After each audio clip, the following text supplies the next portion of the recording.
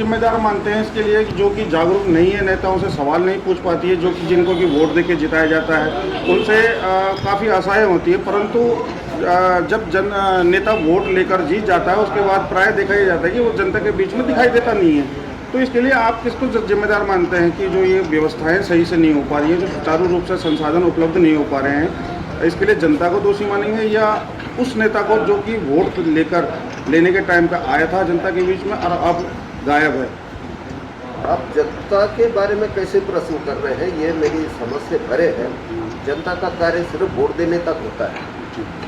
हम प्रतिनिधि चुन देते हैं। प्रतिनिधि का क्या कार्य है? जब जनता को तो घुसने में नहीं देते प्रतिनिधि, फिर अब किसी भी कार्यालय में आप किसी जेई के ऑफिस पे सवाल पूछ सकते हैं कि क्यों नहीं बन रहा है।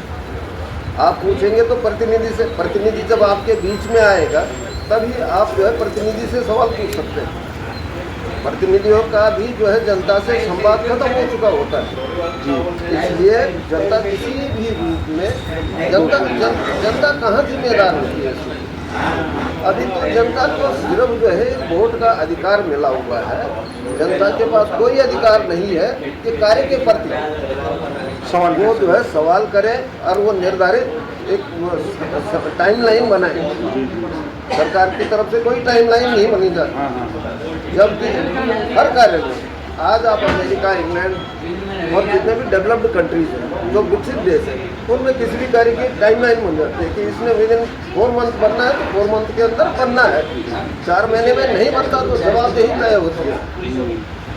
यहाँ ऐसा कुछ नहीं है। यहाँ ये है कि पुल गिर गया, ये कब बनेगा, क्या बनेगा, इसके बारे में आप प्रश्न नहीं पूछ सकते, जनता नहीं पूछ सकती। तो कहीं ना कहीं आपका मानना ये है कि इसके लिए पूर्ण रूप से जनप्रतिनिधि जो है वही जिम्मेदार है, जो कि सही समय पर नहीं कर पा रहे हैं। देखिए, या तो जनप्रतिनिधि स्पष्ट भी तो करे कि क्यों नहीं बन पा रहे। बिल्कुल, वित्तीय साधनों का अभाव है, या आपके पास टेक्नोलॉजी की कमी है, या आपके पास टेक्निकल स्टाफ नहीं है, या आपके इंजीनियर्स जो है उसमें रुचि नहीं ले रहे हैं। ये कौन बताएगा?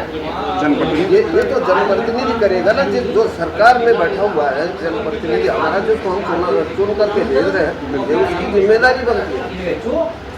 हमारे जितने भी कार्य सिर्फ पुल से ही संबंधित नहीं, बल्कि जितना भी जो है सड़क के जो गड्ढे रहते हैं, जब 2-4 एक्सीडेंट हो जाते हैं तब जाके कहीं से जो है वो मीडिया में बातें चलती है कि वहाँ गड्ढे हो रखे हैं, यहाँ सड़क नहीं बनी, ये नहीं बनी, तब ये संज्ञान लेते हैं। उन्होंने जब जनता टैक्स दे रही है और जनता ने एक विभाग, गवर्नमेंट का एक विभाग जनता के पैसे से चलता है, उस विभाग ने मॉनिटरिंग करनी है कि नहीं करनी है? सिर्फ पैसे ही लेने के लिए थोड़ी होता है। प्रतिनिधि या सरकारी अफसर सिर्फ सैलरी लेने वाले बन चुके हैं।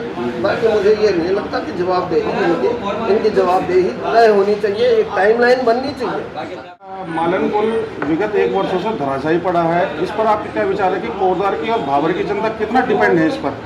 भाई साहब, ये मालन का पुल जो गिरा हुआ है, इससे जो है पूरा भाबर क्षेत्र, यहाँ तक कि पूरा कोटद्वार मार्केट तक इसका असर पड़ा हुआ है। और ये तो लालढांग कोटद्वार बॉर्डर मार्ग है, ये तो भाबर की लाइफ लाइन है जी। तो इसके ध्वस्त होने से सारा, चाहे आर्थिक दृष्टिकोण हो या व्यापारिक दृष्टिकोण हो या सामाजिक दृष्टिकोण हो, लोग एक दूसरे से पहले हम जैसे दुर्गापुरी में रहते तो लोग मेलजोल करने भी आ जाया करते थे। अब समस्या ये हो गई है कि एक तो सड़क भी बहुत ज़्यादा खराब है, वहाँ पे कई बार बाइक है, स्कूटी है, उनमें भी लुढ़कने का खतरा रहता है, कई लुढ़क भी जाते हैं। तो हम तो ये चाहते हैं कि ये पुल जितनी जल्दी शीघ्र निर्मित हो जाए और लोगों को इन समस्याओं से निजात मिल जाए। लेकिन अभी हमें ये लग रहा है कि इतनी जल्दी इसका बनना भी मुश्किल है, क्योंकि इसको पिछली बरसात में गिरा, अब तक इसकी जो है कोई ऐसी कंक्रीट या ठोस जो प्रबंधन या ये कह सकते हैं कि जो DPR जी, इसके बारे में भी कुछ पता जनता को चला नहीं है, क्योंकि कई बार सुनाई दे रहा है पुल के लिए बजट स्वीकृत हो चुका है, लेकिन जिस हिसाब से अभी भी इस वक्त जो वहाँ पे थोड़ा बहुत काम चल रहा है, उसे भी देख के लगता है कि जब बरसात आएगी तो मालन का जो रौद्र रूप आएगा उससे भी लोग आशंकित हैं कि ये जो ढांचा इस वक्त खड़ा किया जा रहा है ये रहेगा भी वहाँ पे या नहीं रहेगा। जी मेरा यही मैं आपसे पूछने वाला था, क्योंकि अभी 2-4 दिन बाद जो मौसम वैज्ञानिक हैं उन्होंने कहा है कि 25 से 26 तारीख के बीच में मानसून आ जाएंगे उत्तराखंड के अंदर। तो अगर ये बरसात शुरू होती है तो किस प्रकार देखते हैं, ये रास्ता तो अभी बना नहीं है तो ये सुचारू रूप से चालू हो नहीं पाएगा। जो विक्की भाई ने, जो बीजेपी के जिलाध्यक्ष हैं, उन्होंने नीचे का ये कटिंग करके रास्ता बनवाया था वैकल्पिक मार्ग, वो भी बंद हो जाएगा। और जो नीचे का 1 करोड़ 70 लाख की लागत से जो रास्ता बना हुआ था, किस प्रकार जनता भाबर की कोटद्वार आ पाएगी, और ये कोटद्वार के जो सिगड्डी ग्रोथ सेंटर काम करते हैं वो जा पाएंगे अपने काम पे? ये विकट समस्या निश्चित रूप से आने वाली है और इसका विकल्प शासन प्रशासन को बहुत जल्दी ढूंढना पड़ेगा, क्योंकि जो नीचे का मार्ग है उसका भी अभी निश्चित है नहीं कि वो कितना रह गया होगा और कितना जब नदी अपने विकराल रूप में आती है तो कितना रह पाएगा। तो इसके लिए एक ठोस विकल्प तो चाहिए ही, क्योंकि ये मार्ग तो बंद हो जाएगा। ये तो निश्चित है कि जैसे ही नदी में पानी बढ़ेगा और ये जो इस वक्त टूटे हुए पुल के बगल से जो रास्ता है ये तो निश्चित रूप से बंद होगा। बाकी जो जिलाध्यक्ष जी ने बनाया था उसने भी जो है बरसात में बंद हो गया।